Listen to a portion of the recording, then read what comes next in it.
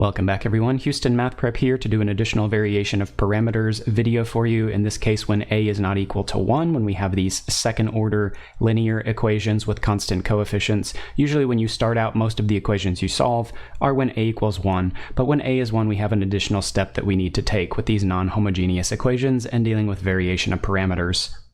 Remember, when we say non-homogeneous, we're talking about when the right-hand side is not equal to 0, so we have some function probably of x over here on the right-hand side. Our steps to solve these will basically be the same except for one additional thing. So we will still solve the associated homogeneous equation, everything with the right side equal to 0. We'll then divide the equation by whatever constant a is.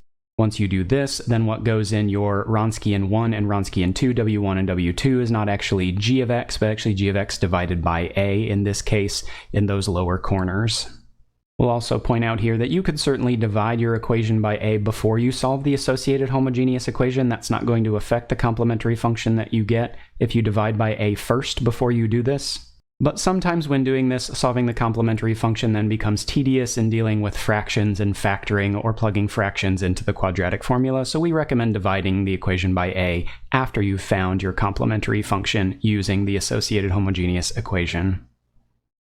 We'll go ahead and work out two examples in this video. These are going to work very similarly to our other video variation of parameters examples with that additional step of dividing by a, affecting what we get for our particular solution. So here, if we have 2y double prime minus 5y prime plus 2y is equal to x e to the 2x, so we have constant coefficients and it's non-homogeneous, we have not equal to 0 over there. So we first think about solving the associated homogeneous equation, which would be 2y double prime minus 5y prime plus 2y is equal to 0. And we'll do that using the characteristic polynomial, or what they call the auxiliary equation sometimes. So this would be 2m squared minus 5m plus 2 as a characteristic polynomial, and we can factor this. We'll actually get 2m minus 1 times m minus 2 if we factor this. And setting each factor equal to 0 will give us 2m minus 1 is equal to 0 and m minus 2 is equal to 0. We'll go ahead and solve these. We'll get m is equal to 1/2 and m is equal to 2. So that then will tell us about our complementary function. So our complementary function y sub c is equal to c1 e to the x over 2 based on the 1/2 value for m plus c2 e to the 2x based on the other value for m. So that's our y sub c, our complementary function. Remember, our general solution will be that complementary function plus the particular solution. And now the extra thing here, when a is not equal to 1, you can see a is equal to 2 here. So we'll go ahead and divide everything by 2, and what we really just need to complete the variation of parameters method is this g here divided by a, right? So if we say g divided by a, then that's actually going to be 1/2 x e to the 2x if we take our g and divide by 2. So our g over a is going to be 1/2 x e to the 2x. We'll go ahead and compute our three Wronskians here. So our Wronskian, remember, is going to be these two functions from our complementary function here. So we have e to the x over 2 and e to the 2x as our first row in our Wronskian, and then the derivatives of these will go in the second row. So here we'll get a 1/2 coming out, constant multiple from the exponent, and here we'll get a 2 coming out. If we go ahead and compute our determinant, so this diagonal here, we would get 2 times e to the, if we add the exponents here, we have 2x plus another 1/2 x would be 2.5x, also known as 5/2 x. We'll say 5x over 2 minus, and then if we compute this other diagonal here, we have 1/2 times these exponentials, so it'd be 1/2. These exponents are the same, so it will be another e to the 5x over 2. If we go ahead and do the subtract, we get 3/2 e to the 5x over 2. So now we'll go ahead and compute w1 and w2 to go along with that. So our w1 here, remember we will replace the first column with 0 and g divided by a in this case because a was not 1. 1/2 x e to the 2x. We'll go in for the first column here. And we'll keep our column 2, so e to the 2x and 2e to the 2x will stay. When we do the multiplication, we get 0 there in the first diagonal, minus we get a half x, and then if we multiply these, we'll add the exponents, so we get e to the 4x there. And that will just give us then negative 1/2 x e to the 4x. Go ahead and do our W2, so we'll take the same replacement column, have 0 and g over a, which is our 1/2 x e to the 2x, goes in the second column now. So we'll keep our original first column for this one, e to the x over 2, and 1/2 e to the x over 2. I think you can see this is going to be 0 here, right? So we'll really only get stuff from this first diagonal. We'll get 1/2 x when we multiply, and then if we add these exponents, we'll get e to the 5x over 2 minus 0, right? So we just get that main diagonal statement there. So you'll notice this divide by a is giving us some different constant multiples that we wouldn't have had if we had had an a of 1. Now let's go ahead and find our u1 prime and u2 prime. So remember, u1 prime is going to be w1 divided by w.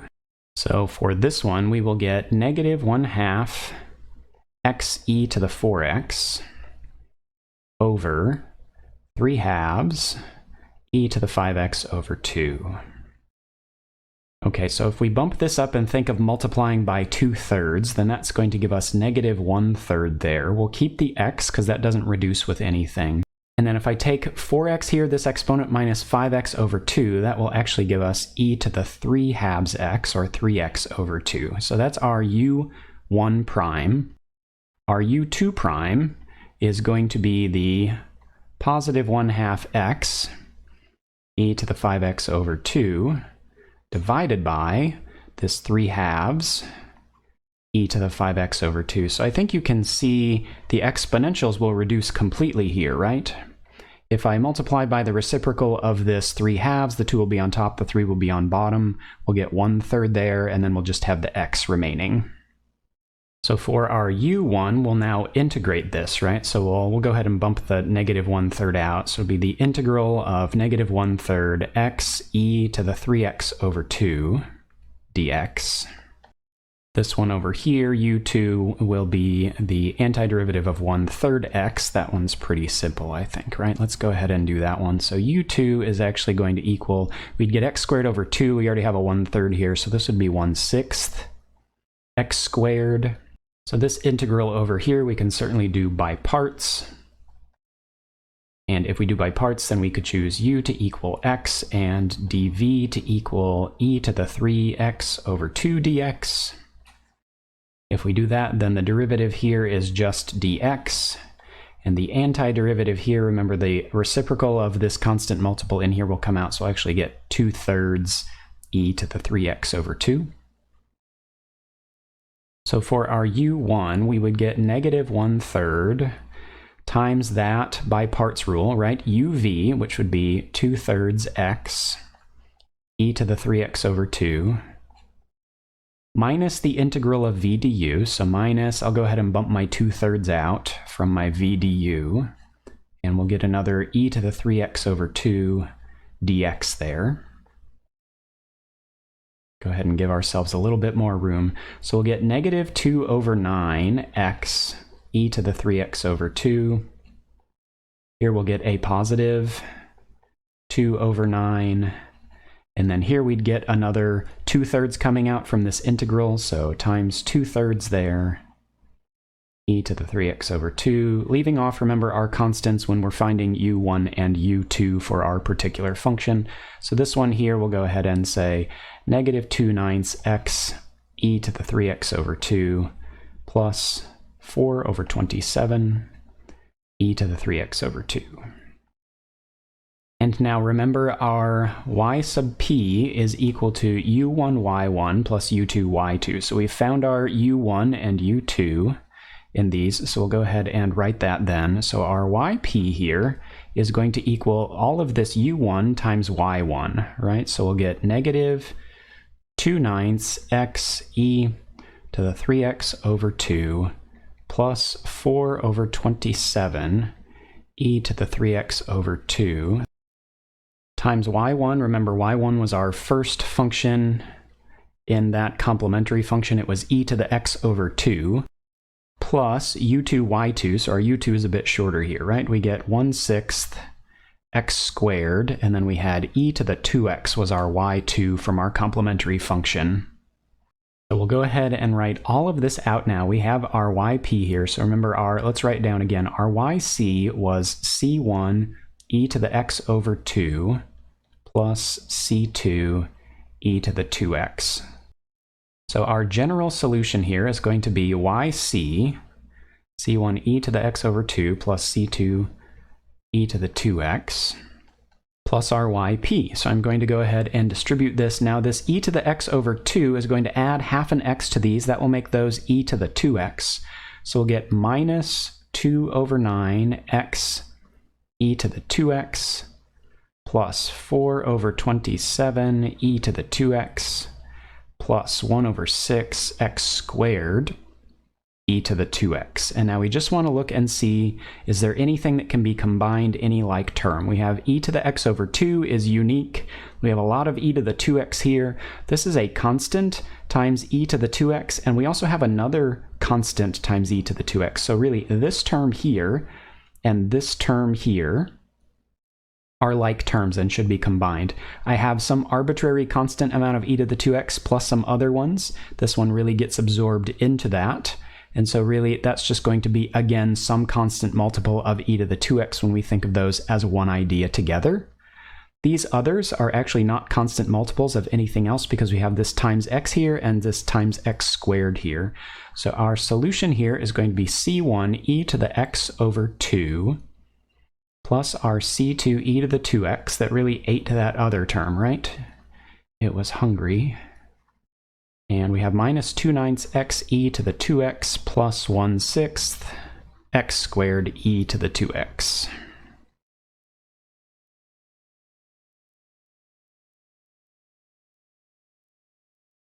Looking at one more example with you here, 4y double prime minus y equals e to the x over 2 plus 12. So if we think about solving the associated homogeneous equation, 4y double prime minus y is equal to 0, that's going to have a characteristic polynomial of 4m squared minus 1 is equal to 0. We could go ahead and add 1 and divide by 4, so we would get m squared is equal to 1 over 4 if we do that. And then taking the square root, we'll actually get m is equal to plus or minus 1/2. So our complementary function for this one will get c1 e to the x over 2 and plus c2 e to the negative x over 2. Remember, in this case, we're doing that a is not equal to 1, so we'll need to go ahead and divide everything by 4. The actual thing that really matters is finding g over a for the variation of parameters method. So if we go ahead and make a note here that g over a, in other words, this right-hand side divided by 4, is actually going to be 1/4 e to the x over 2 plus 3. And so that affects what's going in your Wronskians, your W1 and W2. Let's go ahead and find our Wronskians now. So our original Wronskian for these two functions will have e to the x over 2 and e to the negative x over 2. So the chain rule, when we do the derivatives, will give us 1/2 multiple for the first one. It'll give us a negative 1/2 multiple for the second one. If we go ahead and compute our determinant here, notice we'll get negative 1/2 from that diagonal. E to the x over 2 times e to the negative x over 2. If I add those exponents, that would give me 0, and e to the 0 is just 1, so you just get negative 1/2. Minus what we get from this one here. So here you can see we get 1/2, and then we get e to the 0 again. So we get negative 1/2 minus 1/2. That gives us negative 1 for our main Wronskian there. So if we do W1 now, that means we will take 0 and g over a, our 1/4 e to the x over 2, plus 3. That's our first column replacement. We'll leave the second column as it was, so that e to the negative x over 2 and its derivative will stay for this one. So when we do the determinant, this diagonal here gives us 0. Subtract, if we do this diagonal here, we'll get 1/4 e to the 0 for the first term, which is just 1/4. And then here we'll actually get 3e to the negative x over 2.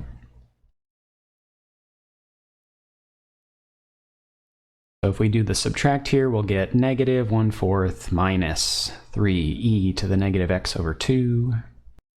Go ahead and compute our W2. So our W2 will be in the second column being replaced with 0, and our g over a, 1/4 e to the x over 2 plus 3.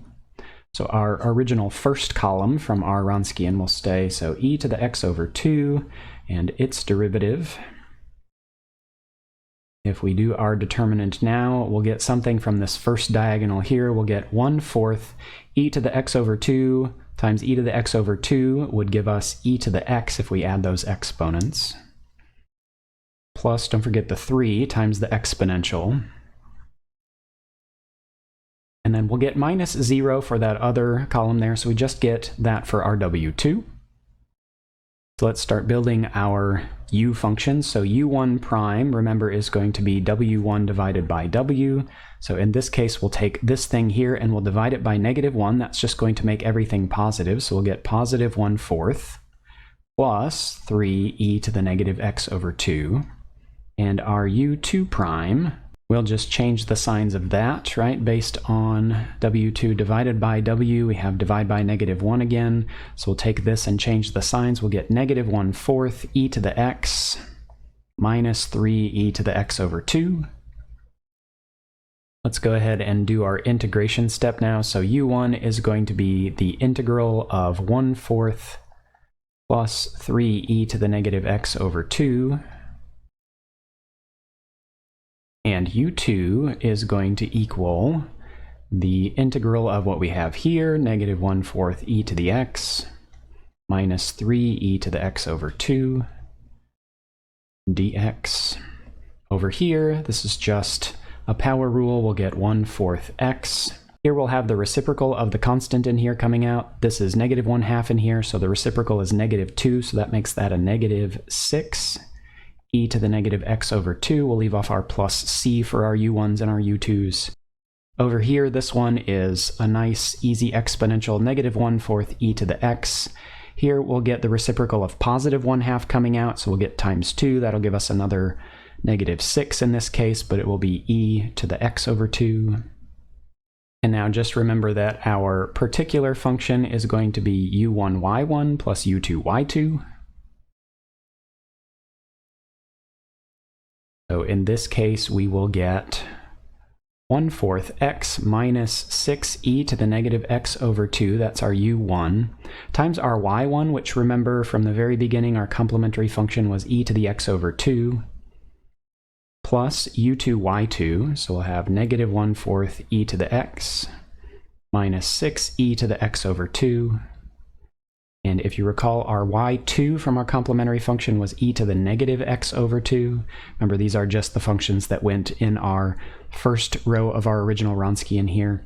So our yp in this case, if I distribute my exponentials, I'll get 1/4 x e to the x over 2. If we multiply the exponentials here, those exponents will add and get e to the 0, so we really just get minus 6 in this case. Here, if I distribute this exponential in there, we'll get e to the x over 2 there, so that will be minus 1/4 e to the x over 2. Here, these will again give e to the 0, just like over here, so we'll get another minus 6.